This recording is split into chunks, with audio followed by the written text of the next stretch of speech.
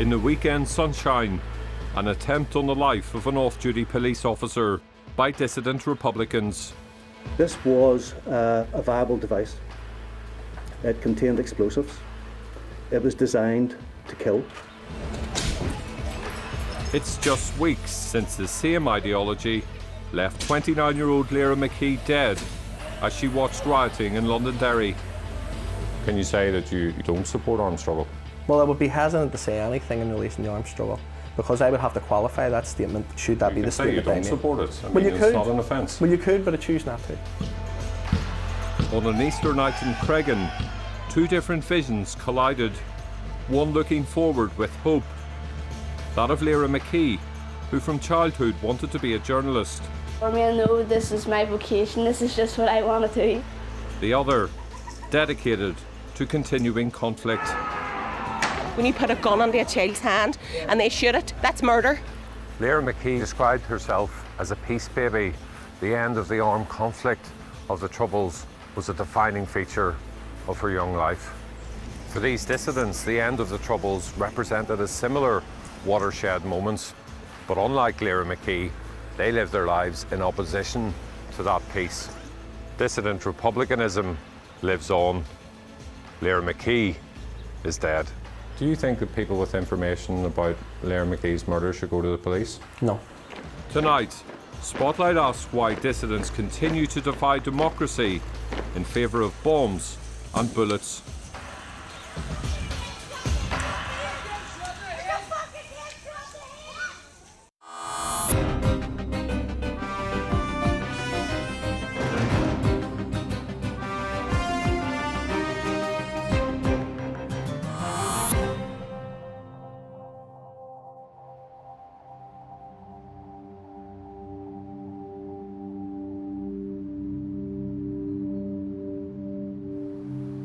For centuries now, Irish Republicans have periodically taken up arms against what they see as an illegitimate British presence in Ireland.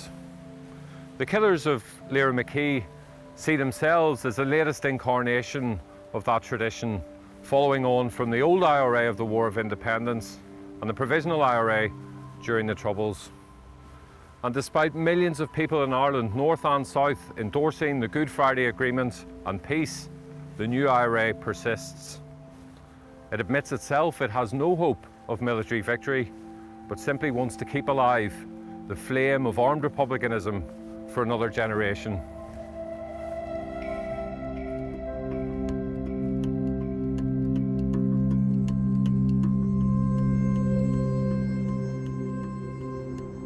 The Good Friday Agreement was meant to change our landscape.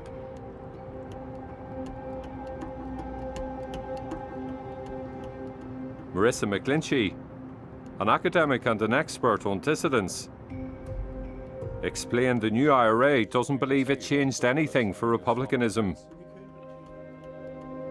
Well, when you look at so-called dissident Republicans, a key thing that I often say to people about this is that if you were at their commemorations throughout Ireland today, you would hear the exact same message articulated that you would have heard at, say, Provisional or Sinn Féin commemorations back in the 70s or 80s. And so it's that traditional Irish Republican message, that traditional Irish Republican aspiration for a 32-county independent Ireland.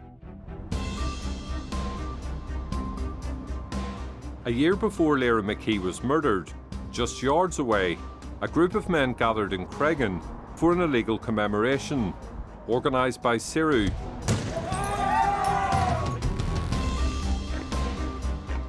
It's widely believed to be the political wing of the new IRA, something it vehemently denies. Last month, prominent CIRU member Thomas Ash Mellon left a court hearing over the illegal parade. The BBC's Ireland correspondent, Emma Vardy, asked the questions many wanted answered. People see you as having endorsed the violence which killed Lyra McKee. Mr. Mellon, how do you justify that? How do you justify that, Mr. Mellon?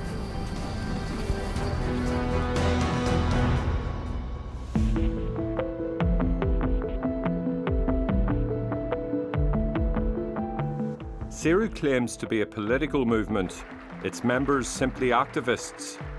This is Thomas Ashe Mellon speaking at its first Ardèche in 2016.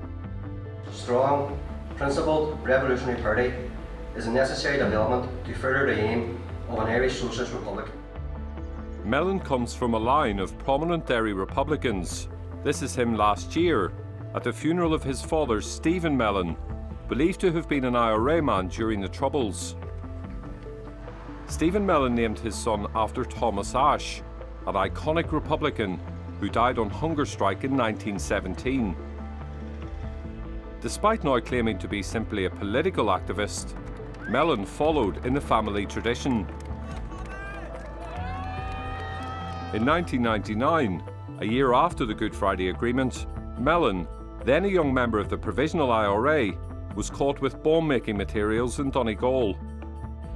23-year-old Thomas Ashe Mellon was charged with possession of explosive material, including 3 bags of fertiliser, 3.5 litres of methylated spirits, a heavy-duty gas ring, a heater tank, an electric element, a black powder substance, mixing bowls. The charges frying pans, were later dropped. buckets, plastic funnels, aluminium cut down.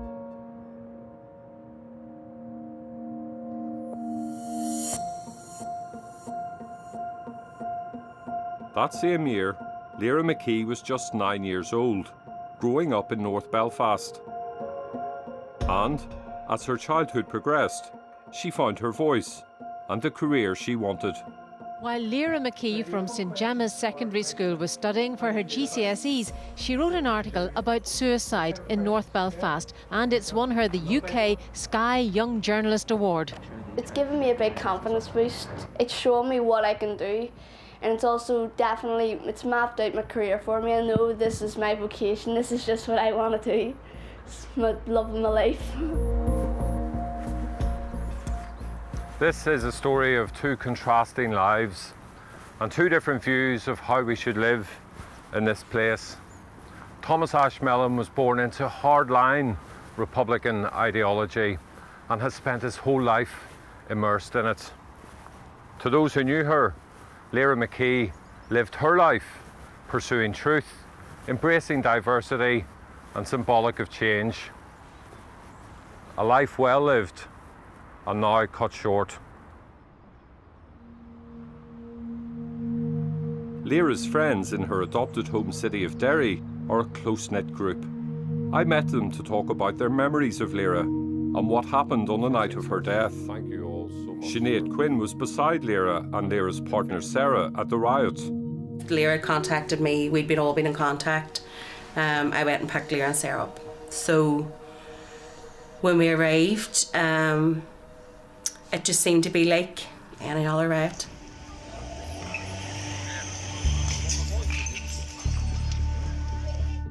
It was around now that Lyra, a popular Twitter user, tweeted for the last time. In Derry, there's been rioting quite frequently in the last few years, and there was no sense that anything was different to the usual. About 5 minutes from arrival, Lyra was a few feet to the right of me, and there was cheering coming from the foot of the street where the burning was happening. There was a burning car and a burning van, and periodically in that 5-minute period there was what I would call a pop, and it was parts of the car that were exploding. Another of Lyra's friends, Claudine, was down at the other end of the street from Sinead and Lyra. We were beside the burning car and the tyres started to pop on it, and it kind of got a wee bit edgy. As we started to walk back, the crowd got very jovial and cheering and really excited. And there was just a sense that you needed to turn it on. I still don't know why or how, but somebody must have figured out that something was happening. Somebody had shouted. And I stopped and looked to my left to look for Sarah and Lyra.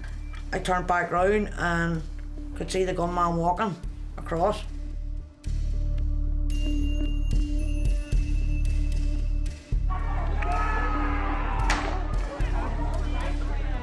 Next thing was I could see then Sarah seeing Lyra on the ground. There was a lot of commotion, a lot of chaos. Just how you randomly fire. I knew, my heart of hearts, that she had been shot.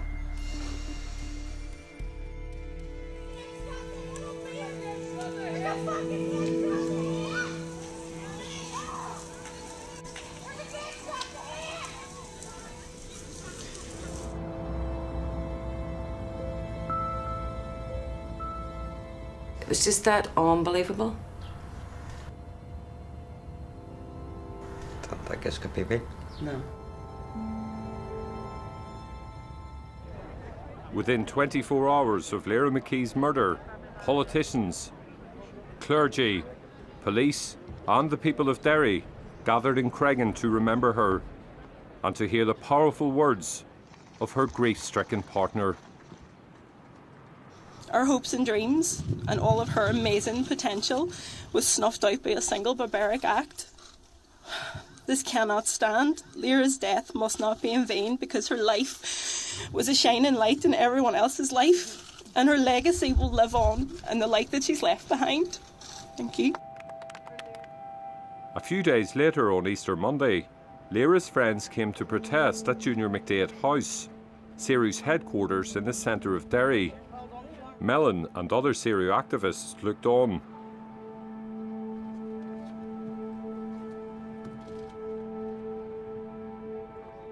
It was Kathleen that had says, if we do the handprint, I think that would be more symbolic because of the blood on their hands. Nobody wants these. Nobody.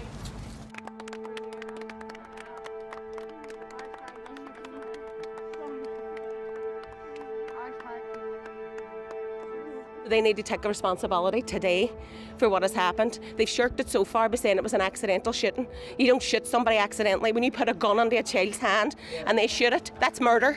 It doesn't matter, it's murder. And they murdered Lyra McKee. Despite their impassive presence at the protest, Seru swiftly removed all signs of what took place from the building. What happened here at Junior McDade House on the day of that protest was a rare meeting between grieving victims and the mouthpieces of those responsible for inflicting that grief.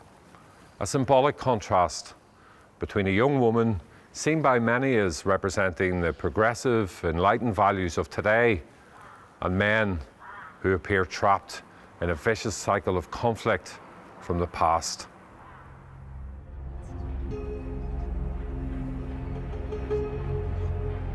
The organisation responsible for Lyra McKee's murder, the New IRA, was formed in 2012, an amalgamation of different dissident Republican groups. One of those groups was the Derry-based Republican Action Against Drugs, or RAD. Eamon McDermott is a journalist in the city. Now that group had first initially began after several members of the Provisional IRA who were disaffected with the movement either over the peace process, over policing, over decommission or whatever. And they decided that the PSNI were either unable or unwilling to police what they saw as their areas. So they set themselves up as almost like a vigilante force. In a 5-year period, there were 40 shootings in Derry and a trail of victims whose lives were shattered. They fell to the floor. They shot at me early night, can't feel my legs. I got the message to present my son to Cregan to get shot. And in between that, Sean was sent word through another third party that if he didn't present himself, that he'd be shot by a shotgun. RAD set itself up as a sham alternative police force, targeting alleged drug dealers. It then turned its targets on the police themselves.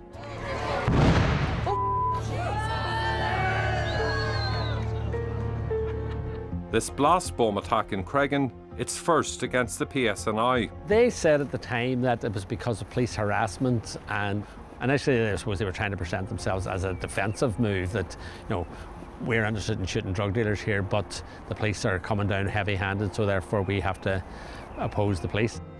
In 2012, RAD amalgamated with other dissident Republicans who saw the police as their primary enemy. Well, they amalgamated because once they started attacking the police, then they were another dissident group. They were attacking the state, and this new IRA, its stated aim is to I'd say, Brits out, get the British out of Ireland, and so therefore it was a natural progression for RAD then to move into this amalgamation and become the new IRA. Joining together with RAD in 2012 were elements of the real IRA, as well as other independent Republicans. The new IRA was formed.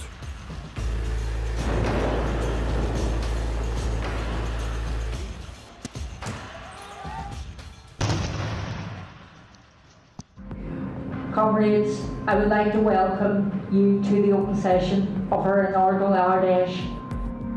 4 years after the new IRA was founded, the organisation widely believed to be its political wing, CERU, got up and running. We would consider ourselves a revolutionary socialist organisation. Would be opposed to capitalism in all its forms. We'd have capitalist interests. This is CERU's first TV interview since the murder of Lyra McKee. I asked its representative Dee Fennell about its position on armed struggle. It's very hard to give a personal opinion on that. Constitutionally, we believe that the Irish people have the right to use any and all means to affect Irish freedom. I mean, that would be CERU's stated position. I think that's consistent with every Republican organisation. Isn't it the case that people in Ireland, north and south, millions of people have continually, consistently given their view on this Republican adherence to armed struggle, and they don't want it, they want it to end? Surely it's very arrogant of you and your organisation, just a handful of people, to take a different view and to say that you're right and all those people are wrong. When you're making the assumption there that I support armed struggle, I haven't said I support armed struggle. So just to be clear, you don't personally support armed struggle then? I didn't say that either. What I'm saying is I'm hesitant to make any comment that could be then construed as indirectly supporting what's termed terrorism under the terms of the Terrorism Act. I suppose then the question is, if you are concerned about breaching that legislation, then people can draw an inference that in fact you're not able to say that you don't support armed struggle. Well, they could draw an inference and they can make an assumption, but that's all it would be. It would be an assumption. Can you say that you don't support armed struggle? Well, I would be hesitant to say anything in relation to armed struggle, because I would have to qualify that statement should that be the statement I You can say you don't support it. I mean, it's not an offence. Well, you could, but I choose not to. CERU claims to be purely a political movement, albeit one which appears to support armed struggle. But not all dissident Republicans, sceptical about the Good Friday Agreement, believe in continued violence. West Belfast man Gerard Hodgins, who was jailed twice for provisional IRA attacks, went to CERU's first Ardèche, but was unimpressed by what he heard. How did you feel when you heard the news about what had happened to Lyra McKee? It struck me bad, because it met her a few weeks beforehand. She was down in the house, was sat for a couple of hours. She loved my dog and he loved her, and so it hit me in that way, because this is somebody that I know, rather than it wasn't another stranger, which sometimes it's a statistic. Did it make you angry? It did. It made me angry. It made me angry because, well, Lyra wasn't the type of person you could dislike.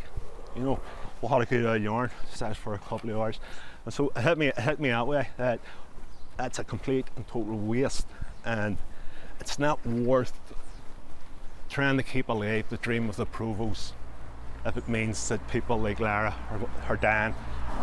Well, what do you think is the moral difference between your participation during the Troubles and what they're doing now? What makes the two morally different? The difference was that whenever the provisional IRA was come into being in December of 1969, many thousands of people had been put out of their homes in the pogroms. The British Army had been committed to the streets 3 months before the provisional IRA came along. And so the provisional IRA came along as a response to all that sort of sectarian violence that was going on then. This kind of argument, also made by Sinn Féin, is rejected by dissidents like CERU as evidence of double standards. They say that they're keeping the Republican flame, as they describe it, alive to be passed on to the next generation, and that armed action is always justifiable while there's British presence in Ireland. How do you feel when you hear them saying that? You see, theoretically you can say that as long as there's a British presence in Ireland, that they've no right to be here, and therefore you have a right to would and take up arms against them. In theory, that's, you know, in theory. But you also have a responsibility to say, if I do go out and take up arms against somebody, have I a possibility of winning, have I a possibility of achieving anything? And so far, the dissidents haven't.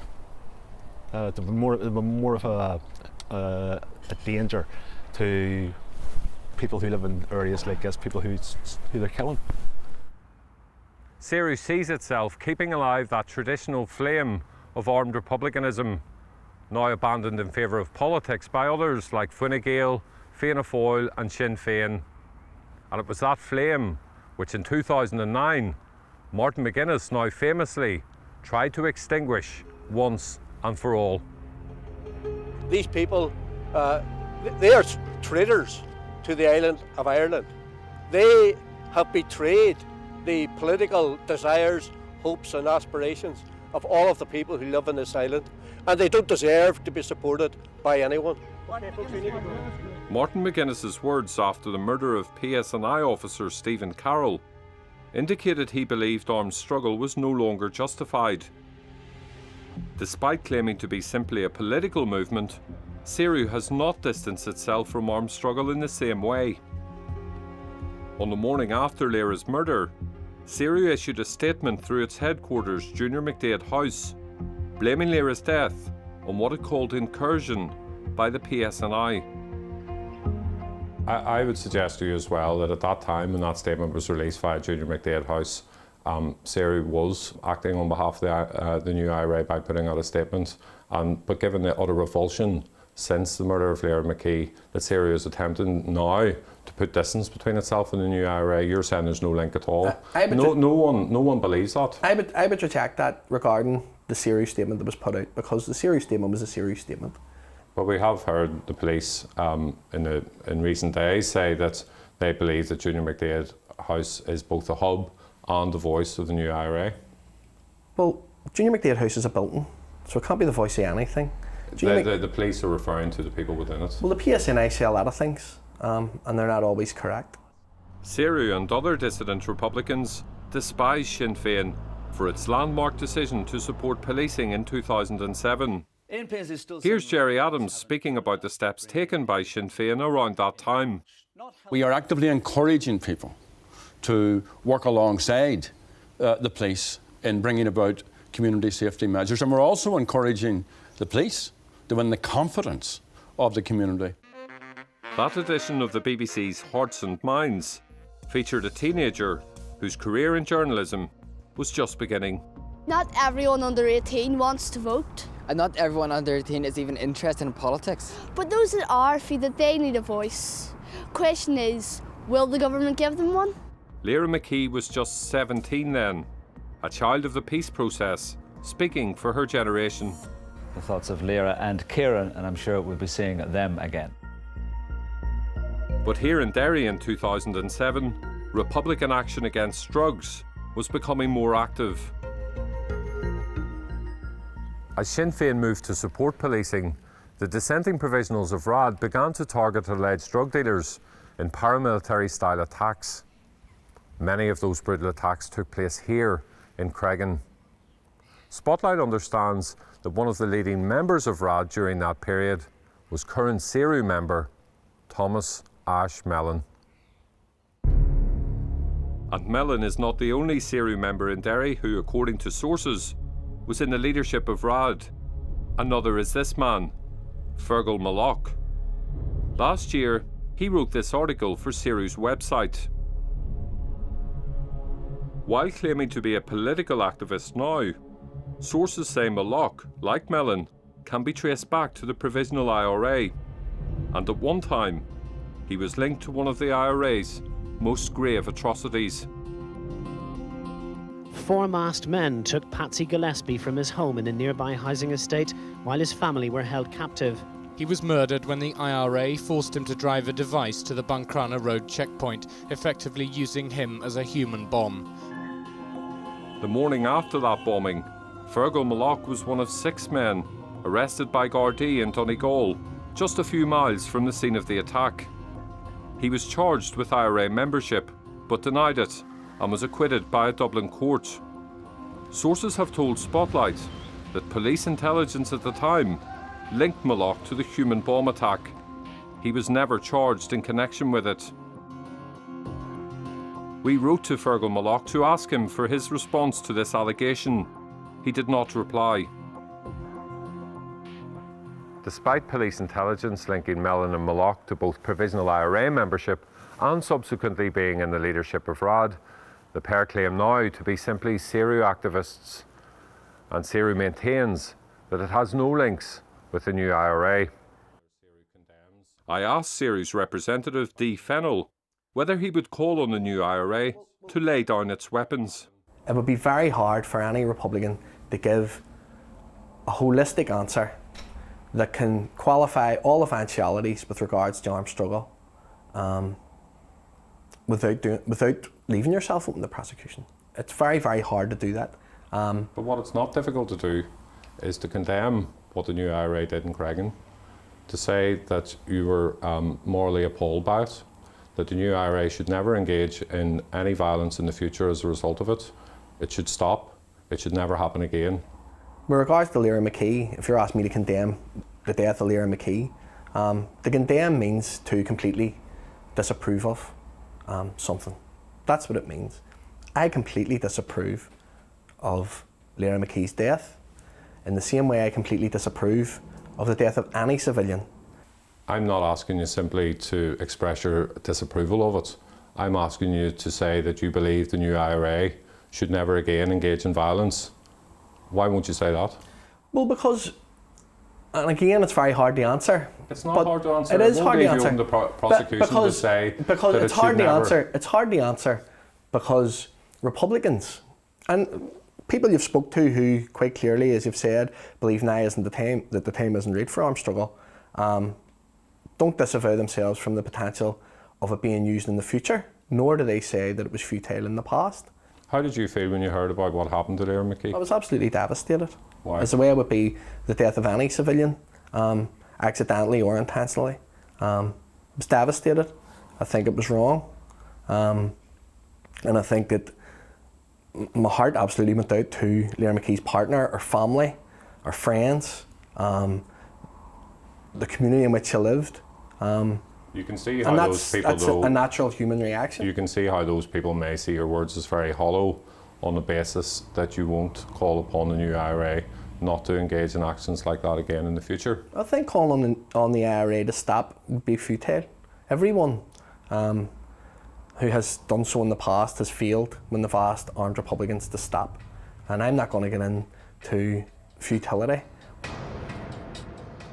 Dee Fennell continued to put distance between Seru and the new IRA. But there was little gap in 2016 when Seru's Thomas Ash Mellon addressed its Ardèche, reading a statement from new IRA prisoners. Republican prisoners in Maghaberry and Portlaoise jails are pleased to take this opportunity to express our full support for Seru.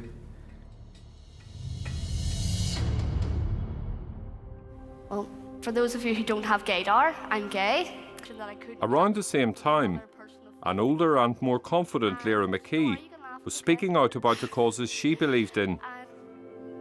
Within the LGBT community, we have a saying that we tell people, we tell them it gets better. And what I realised that day was that it gets better for some of us. It gets better for those of us who live long enough to see it get better.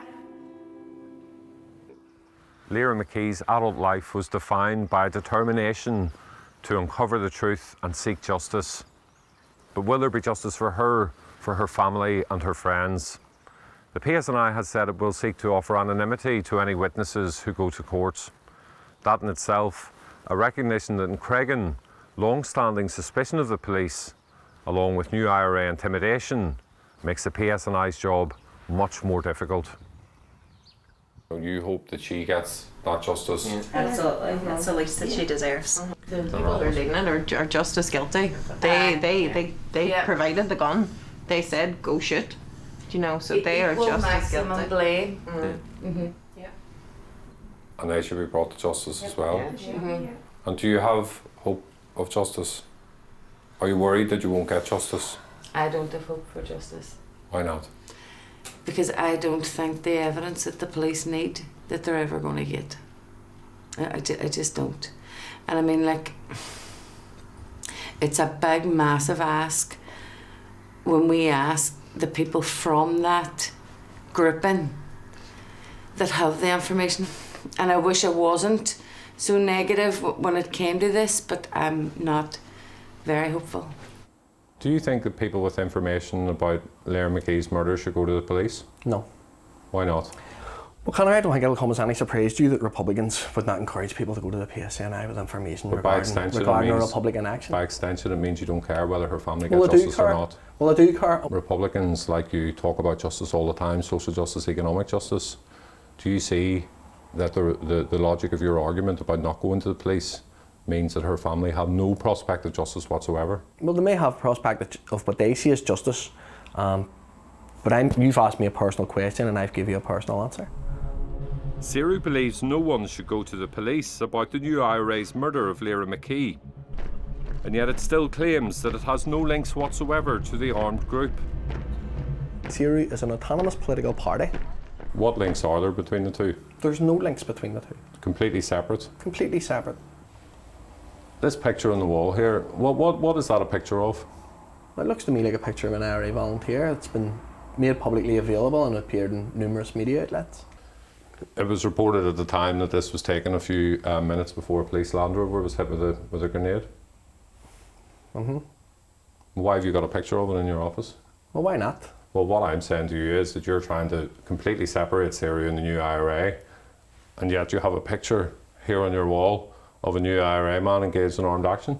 That is there as a recognition of different forms of resistance that's happening in Ireland at the minute. So you can see how people who've lost loved ones, particularly in the recent past, will see a picture like that in this office and be absolutely horrified by it.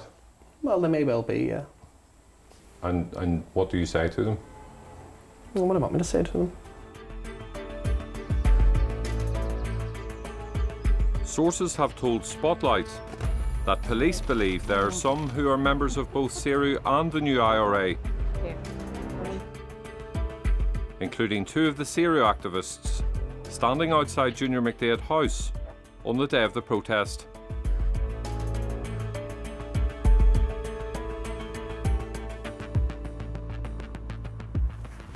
Security sources have told Spotlight that police believe the two of the men currently in the leadership of the new IRA in Derry are Fergal Malloch and Thomas Ashmelon. We asked Thomas Ashmelon and Fergal Malloch to respond to this allegation. They did not reply.